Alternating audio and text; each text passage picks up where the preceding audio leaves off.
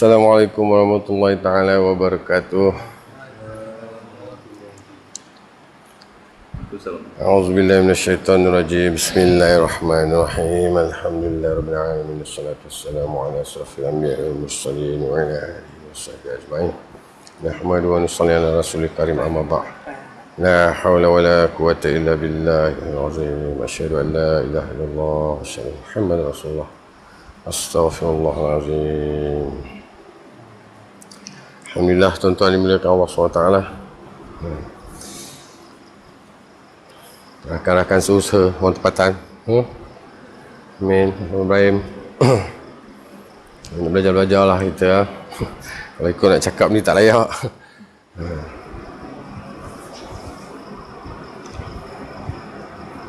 Allahu Akbar. Syukur alhamdulillah tuan-tuan. Hari ni Allah pilih kita lah. Kita baru lepas buat satu perintah yang besar sebenarnya. Sembahyang maghrib secara berjemaah ni satu perintah yang sangat besar. Perintah sembahyang ni kalau tidak kita dapat 50 kali sehari. Nabi Rasulullah SAW dia turun naik minta tawar, lahir sekali dapat 5 kan. Itu pun nak minta tawar lagi dah malu kan. Sahabat bila dengar cerita Rasulullah Isra' Miraj, Rasulullah kata sepatutnya kita ni perintah solat ni dapat 50. Sekarang tinggal 5. Sahabat marah. Ya Rasulullah, pasal apa tak ambil 50 ni? Pasal apa tak ambil 50 ni?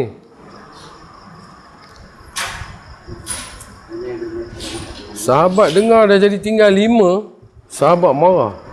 Kenapa tak ambil 50 Rasulullah? Sebab sahabat sangat sedia. Dan Rasulullah minta tawar, Rasulullah sangat faham dengan umat zaman kita ni lah. 5 ni pun kita Allahu Akbar bersilat lah. Bersilat lah.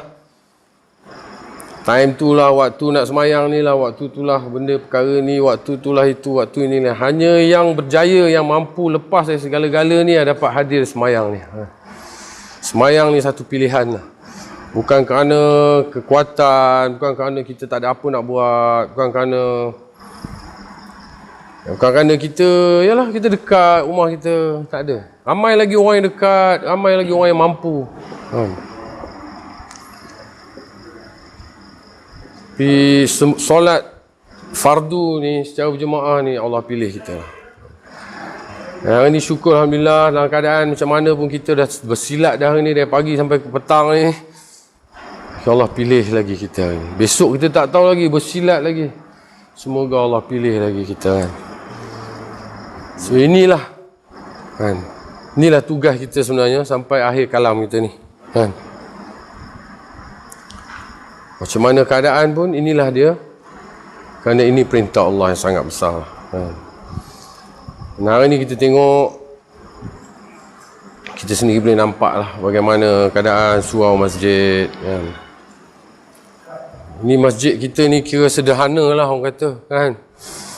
Masjid orang lain dengan airconnya, dengan pintu cerminnya, masuk tu senyap tu, soundproof tu kan. Tapi tak ada orang. Besar, cantik, dengan kubah letak ke atas semua. Juta-juta masjid. Tapi tak ada orang. Nah hari ni orang berfikir ni macam mana ni kita nak bagi ramai orang dalam surau masjid ni, macam mana? Berfikirlah kita ni, berkumpul lah, mesyuarat, bercincang, bercerita macam mana. Sampai hari ni tak nampak lagi kesan dia. Banyak orang kata ni dah akhir zaman, memang macam ni lah keadaannya surau masjid. Memang betul. Tapi inilah kerana ada beberapa perkara yang apabila kita sibuk dengan kehidupan kita, inilah perkara yang kita terlepas pandang, yang kita terlupa. Saya sendiri pun lah baru nak belajar-belajar nampak kan. Dulu saya sibuk dengan pekerjaan saya sibuk dengan Dengan macam-macam lah hidup saya. Tapi dah ujung-ujung ni tiba-tiba Allah bagi nampak ni barulah lah. Kan? So hari ni saya tak boleh salahkan orang sebenarnya. Ni saya salahkan diri saya lah.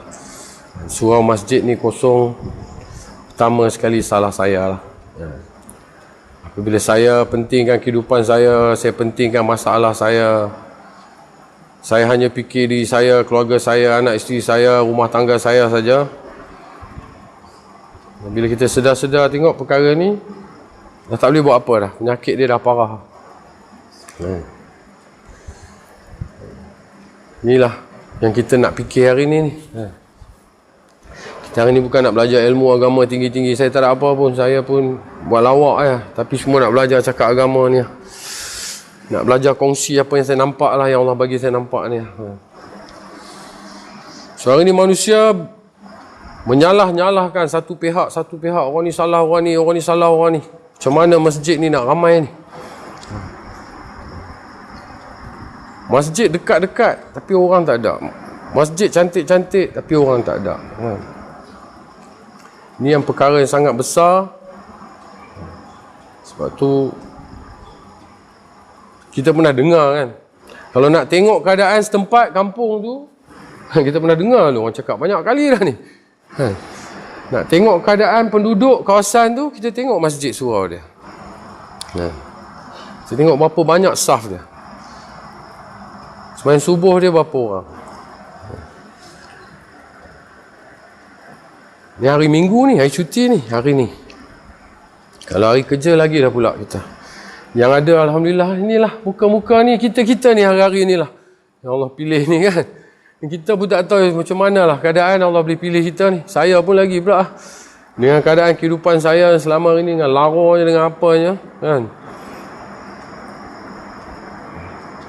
Syukurlah Allah boleh pilih lah, boleh nampak lah benda ni. Tapi ramai lagi yang tak nampak perkara ni tuan-tuan. Ini bukan salah dia orang tuan, tak nampak. Benda ni memang tak nampak. Allah tutup hijab perkara-perkara ni. Kefahaman agama, kefahaman tentang menunaikan perintah-perintah Allah ni, Allah tutup hijab kan. Ada 70 hijab antara satu orang manusia tu dengan Allah SWT. Dan hijab-hijab ni Allah akan buka satu persatu, bergantung kepada pengorbanan dia, susah payah dia untuk datang ataupun untuk belajar ilmu, untuk dapatkan perkara agama. Ada kehendak dia susah payah sikit, berjalan kaki dari rumah ke, Allah akan buka sikit. Jadi Alhamdulillah lah, kita yang tak berapa ramai ni, Allah dah buka hijab. Tapi bukan buka habis lagi, belum lagi. Kalau satu orang 70 hijab, kita ni mungkin baru berapa helai kot, baru nak belajar nampak lah, baru nak tengok lah. Hijab ni macam kita duduk dalam kelambu kan. Tuan bayangkan tuan ni duduk dalam kelambu, 70 helai kelambu ni. Macam mana keadaannya? Tu kelambu orang kampung pakai kelambu. 70 helai kelambu ni, letak kita tengah-tengah, sentiasa ikut kita 70 helai kelambu ni. Allah akan buka selai-selai kelambu ni mengikut pengorbanan kita, susah payah kita dengan agama, kehendak kita, macam mana bersungguh-sungguhnya kehendak kita tentang agama, maka Allah akan buka sikit, selai buka. Dan sampailah tahap apabila dah tak ada hijab lagi dengan diri kita ni, barulah kita nampak dan kita sedar, ya Allah, agama kita ni dah sakit teruk, dah sangat teruk. Tapi nak buat macam mana? Dulu semua saya pun duduk dalam kelambu, tak boleh buat apa. Tak nampak apa langsung. Kalau orang kata boleh nampak tak? Tak nampak. Boleh dengar tak? Dengar pun sama-sama ya keadaan ni. So beginilah keadaan kita dengan agama. Tapi sebenarnya Nabi dah cakap dah dari dulu dah. Nabi dah didik para sahabat. Tidak ada cara lain selain cara Nabi SAW, dan umat ni boleh bersatu kembali. Hari ni manusia cuba nak satukan umat ini dengan fikir manusia. Fikir, masing-masing fikir cara fikir sendiri. Orang ni berfikir cara macam ni, orang ni fikir cara macam ni. Try buat, eksperimen, belanja duit, tak jadi. Orang ni fikir macam ni. Agama ni bukan fikir saya, bukan fikir tuan-tuan, bukan fikir orang tu, bukan fikir orang ni. Allah dah perintahkan cara nak satukan umat ni, nak satukan hati umat ni, Tak ada cara lain, hanya ikut cara Nabi SAW. Itu saja. Bagaimana Nabi satukan sahabat dulu. Sahabat ni bukan macam kita, tuan. Kita lahir dari Islam. Sayyidina Umar dapat Islam umur dia berapa? Sayyidina Abu Bakar dapat Islam umur dia berapa? Dan sahabat-sahabat yang lain dapat Islam umur dia berapa? Cuba kita kaji. Kita baca, dengar sejarah kisah sahabat ni. Tapi macam mana orang yang dapat agama kemudian? Dia lebih faham daripada kita yang dapat awal ni. Daripada lahir kita dapat ni. Sebab kita dari kecil tak diberi cara Nabi dalam kehidupan kita. Maka agama pada diri saya hanya sekadar agama level yang sekolah bagi itulah. Macam itulah. Yang saya nampak agama ni pagi, petang, siang, malam. Macam mana saya nampak di surau masjid rumah saya itulah. Yang macam mana bapak saya marah saya dulu itu, ini. Itulah saya nampak agama ni. Sebenarnya kita tak dapat didikan yang betul-betul macam mana Nabi perintahkan, suruh macam mana kita daripada bayi dalam perut lagi. Apa patut buat pada bayi ni? Kita bacakan Quran pada dia. Surah-surah tertentu untuk dia supaya dia lahir. Lahir besok dia kamat dengan azan. Kan? Perkenalkan Allah. Hari ni kita perkenalkan anak-anak kita. Abah, mak. Anak kita pertama kali perkataan pertama dia sebut Abah. Wah, bangganya kita. Mak. Nabi kata ajar dia sebut Allah dulu. Kan? Ini yang kita, di sinilah terletaknya. Kan? Cara saya dibesarkan dengan keadaan macam ni. Dan saya pun lepas hanyut. Bercampur kerja, silat sana, silat sini. Lah kali dekat-dekat nak mati dah. Sebaik tak mati, baru Allah bagi nampak. Sekarang cari agama. Baru nak nampak. Belum nampak lagi tuan. Baru nak nampak. So beginilah keadaan didikan agama kita dalam keluarga kita. Keluarga saya. Saya tak nak cerita pasal orang, saya cerita pasal saya aja. Kan? Kita ingat dengan apa kita belajar agama di sekolah tu, okey, kita dah faham agama dah. Ini betul lah cara agama. Itu hanya asas. Asas ya, basic ya. Tapi untuk mendalami lagi perkara-perkara agama ni, tak ada cara lain lagi kan. Dah tua-tua ni nak pergi belajar, tapi malu. Saya segan lah, umur saya dah berapa, saya nak pergi belajar. Kan? Nak percaya ustaz, saya ni nak belajar semayang betul-betul macam mana ustaz, saya ni nak mengaji Quran pun tak betul lagi saya ni. Saya tak dapat mengaji lagi ni. Ini duk doa Allah Ta'ala ni. Ya Allah, macam-macam tu. Cakap banyak ni, duk buat lawak, gelak semua. Ngaji Quran saya tak dapat lagi ni. Duk minta lagi, ya Allah tolonglah, ya Allah. Sebelum saya mati ni, bagilah saya boleh baca Quran, ya Allah.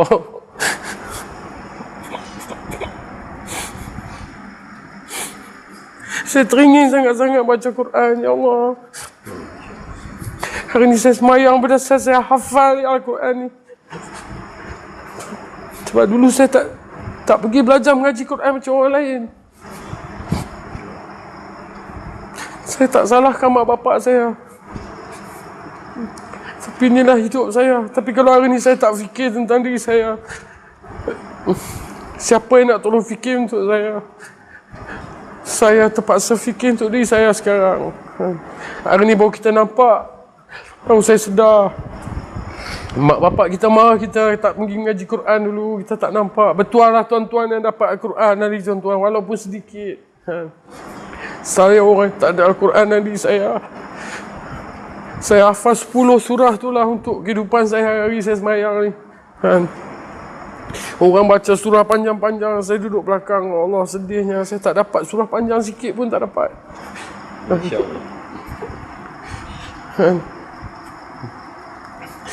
Yang umur yang macam ni dah tua ni, nak bawa pergi belajar ni semua, Allah, hanya kuasa Allah saja yang Allah boleh bagilah. Ya, tak ada cara lain. Saya dah tak mampu nak buat perkara-perkara ni. Itu yang hari-hari inilah. Nangis-nangis minta dengan Allah ni. Bukan nak jadi alim ulama pun, bukan nak jadi hafiz, bukan nak jadi ustaz pun. Saya dapat agama lebih sikit dalam kehidupan saya pun jadilah. Dan begitu juga dengan orang lain. Ramai lagi yang macam saya ni sebenarnya. Tapi kita tak tahu nak mengadu dekat mana. Kan? Kita tak tahu nak belajar perkara-perkara ni dekat mana. Kita nak belajar sunnah-sunnah Nabi ni dekat mana. Kita ikut ustaz, kita cari belajar. Ustaz cerita dakwah, iman dia meningkat. Iman kita balik tak boleh buat apa juga. Kita tetap macam ni juga keadaan kita. Dia tetap ceramah sana, ceramah sini, pergi orang, pergi. Kita pun pergi lagi. Dia cakap. Iman dia meningkat juga. Iman kita macam ni juga. So, apa nak jadi dengan kita ni?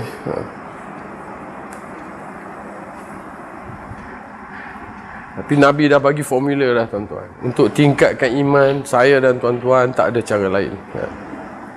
Tak ada cara shortcut, tak ada jalan pintas. Kita mesti mujahadah, susah payah, korban diri, harta, masa. 3 perkara ni apabila kita korban, pasti Allah bagi kita faham. Hari ni satu orang dia korbankan diri, harta, masa dia dengan bola, Allah bagi dia faham bola. Satu orang yang korban diri, harta, masa dia dengan komputer, Allah akan bagi dia faham komputer. Yang kita ini yang pegang komputer sekali-sekali, kita mengadu, aku tak faham komputer ni, aku tak reti tak apa benda. Sebab kita tak cukup korban kita tentang benda tu, Allah tak bagi kita faham. Tapi orang yang korban diri, harta, masa dia beli barang dia itu, susah payah pergi balik, buka internet, tengok tu, tengok ni, masa berjam-jam depan internet ni.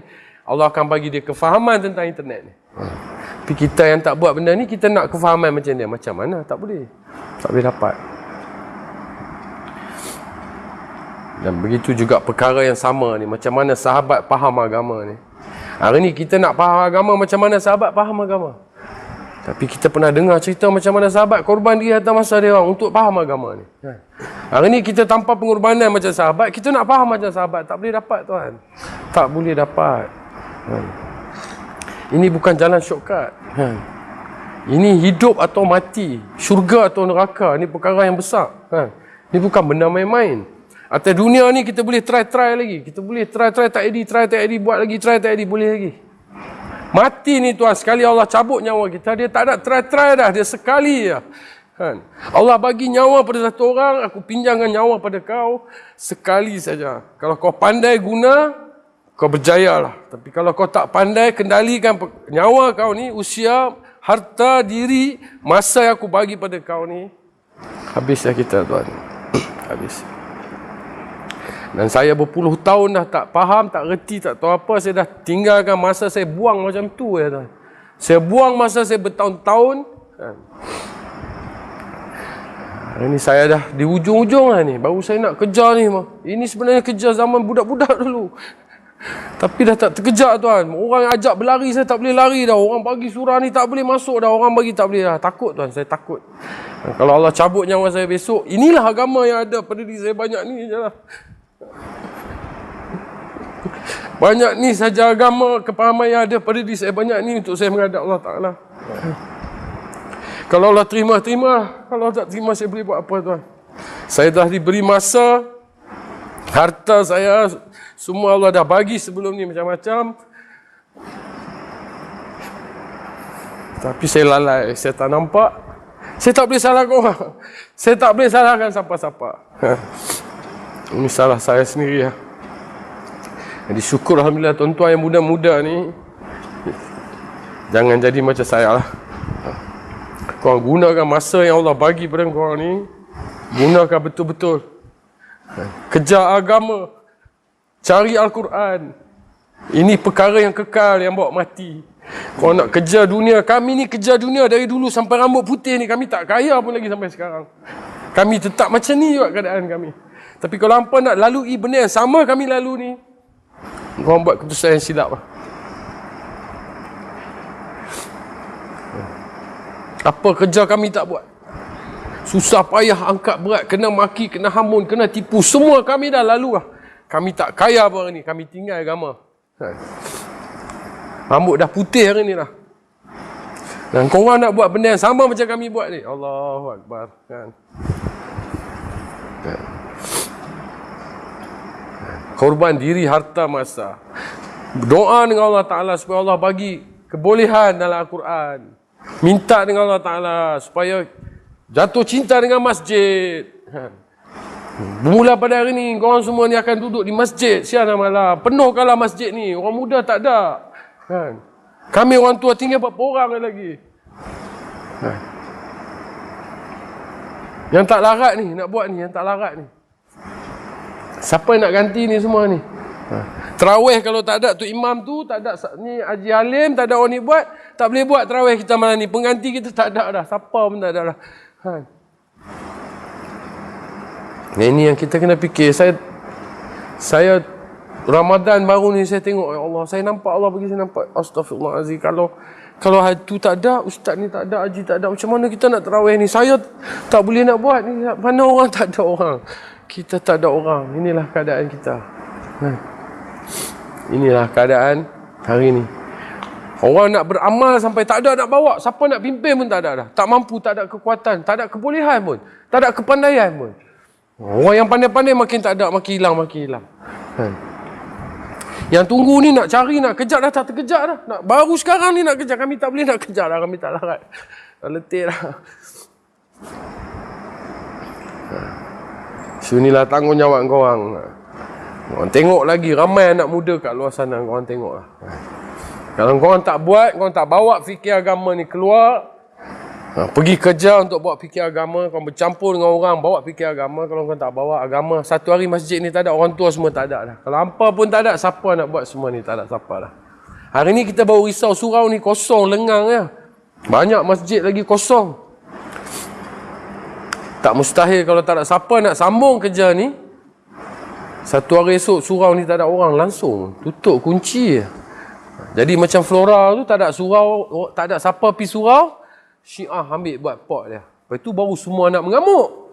Semua nak turun, nak pergi pukul, nak gaduh kan. Time surau ni buka, siapa pun tak mau mai. Tapi bila tak ada siapa nak mai surau tutup, mereka mai duduk. Bila mereka duduk, semua marah. Tapi sebenarnya Allah nak tarbiah kita. Allah nak ajar saya. Sebelum orang ambil, kita ambil lah tempat ni. Kita jagalah. Ni surau kita. Nampak orang muda ni, hampa ambil alih lah tugas-tugas ni. Belajarlah Quran hari ni. Belajarlah tugas-tugas imam ni. Belajarlah azan ni. Ambillah tanggungjawab ni.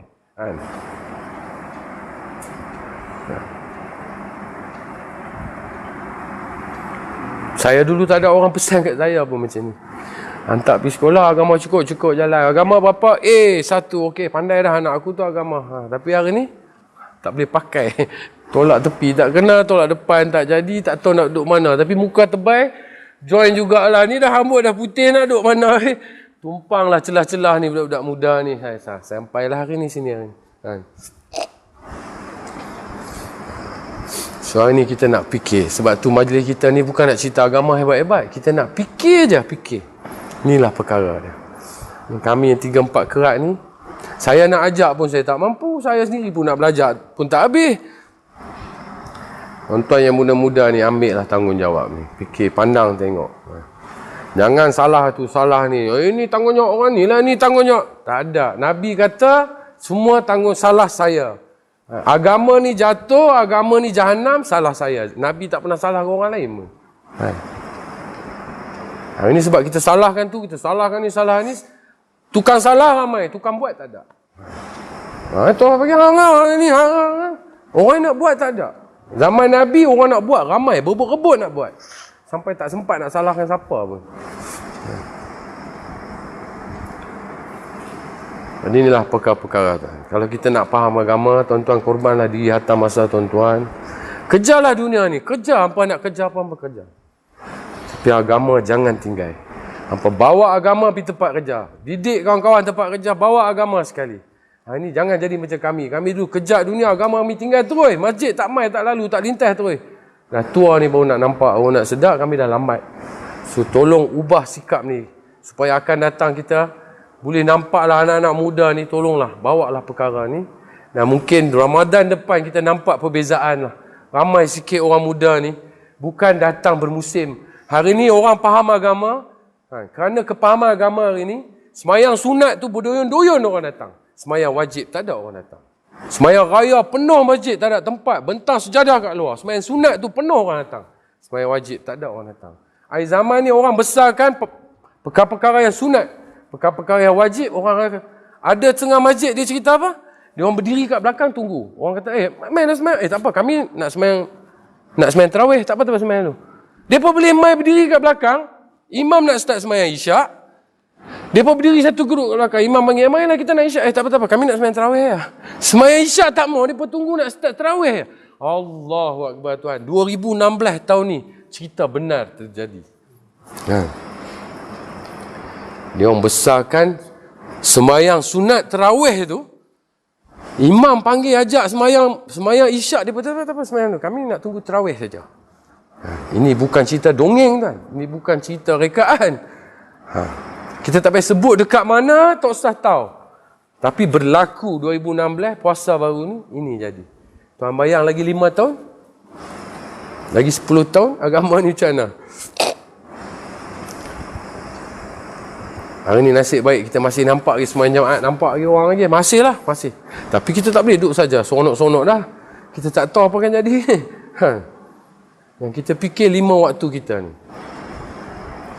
Sembahyang 5 waktu, jemaah, perintah Allah Ta'ala ni. Inilah terbaliknya fikir umat hari ni.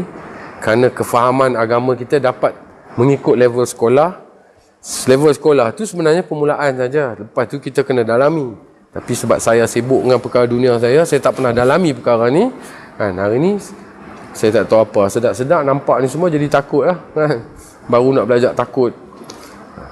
Jadi insyaAllah tuan-tuan azam untuk korban diri hatta masa tuan-tuan. Berjanji dengan Allah Ta'ala. Bekerjalah sungguh-sungguh rajin-rajin macam apa nak hidup 1000 tahun. Tapi agama apa jangan tinggal. Bawa agama, cari Al-Quran. Jangan tunggu tua, rambut dah putih baru nak belajar tu, nak belajar ni. Koranglah penyambung perkara-perkara ni. Penuhkanlah, panggillah kawan-kawan lain yang kat luar tu. Kami nak campur orang muda, nak beritahu dia orang ni tak tahu nak cerita macam mana ni. Jangan saya nak pergi lepak dengan budak main bola lagi, nak campur, nak ajak dia orang semayang ni kan. Tak cantik dah nampak. So koranglah yang muda yang nak buat kerja ni lah. Ni pun sementara kami ada ni lah. Atuk ada ni, saya ni, ahli-ahli masjid kita surau yang ada ni, ini lah kita boleh tolong macam ni lah. Tapi kami tak boleh buat apa jugalah. 3 hari, 4 hari. Jadi peganglah kan. Kaya macam mana pun, kayalah dengan ada agama dalam diri, ada Al-Quran. Sibuk macam mana pun, pangkat besar macam mana pun, jadilah orang pangkat besar ada agama dalam diri kau. Baru Allah naikkan darjat. Kalau tidak, ramai lagi yang keadaan pangkat besar, gaji besar, Allah tak naik pun darjat dia, tak nampak pun kita, tak nampak pun. Sebab tak bawa agama, tak ada Allah dalam hati dia. Tak ada sunnah Nabi satu pun dalam diri dia. Dia tak ada nilai. Kapek ni, walaupun dia kapek kita pijak-pijak, tapi sebab dia libat dengan agama, dia bernilai. Dia berharga, dia berkhidmat. Kita semayang, sujud atas dia semua. Di sisi Allah, kapek ni berharga. Tapi kalau tak libat dengan agama, ini hanya jadi satu bahan pijak. Sama juga manusia. Kalau tak libat dengan agama, jangan sembang pasal dunia ni. Kita tak ada nilai di sisi Allah. Kita berasa kita berharga di sisi orang. Kita berasa kita ni diperlukan. Kita berasa perasaan berangan. Di sisi Allah tak ada apa. Hampa tak ada Allah lah hati, tak ada sunnah Nabi dan diri yang orang. Tak ada Al-Quran lagi dah teruk. Tak ada nilai di sisi Allah Ta'ala. Jadilah ini tauladan, perkara yang sangat besar lah hidup. Sampai mati kita pegang. Kami pelan-pelan kayuh lah. Kata orang utara, saya akan kayuh pelan-pelan.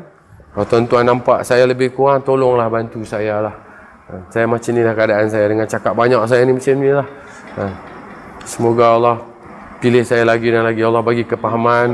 Saya nak minta Allah bagi saya buli Al-Quran sebelum saya mati pun jadilah. Saya bukan nak panjang-panjang saya nak baca, nak jadi qari, tak lah. Janji saya boleh baca Quran dan saya dapat membacanya dengan baik pun jadilah, cukup lah. Minta tuan-tuan doakan untuk saya. Dan insyaAllah yang baik semua datang daripada Allah. Kasaran saya atas kerana kelemahan saya lah. Kalau saya kasar atau apa saja, tersinggung bahasa, saya minta maaf. Ujung rambut, ujung kaki. Semoga Allah buka hidayat pada kita. Supaya Allah bagi kita kepahaman agama lagi dan lagi, insyaAllah. Tutup dengan tasbih kifarah. Subhanallah wa bihamdih, subhanallah wa bihamdika, asyhadu an la ilaha illa anta, astaghfiruka wa atubu ilaik. Saya mungkin 3 hari datang.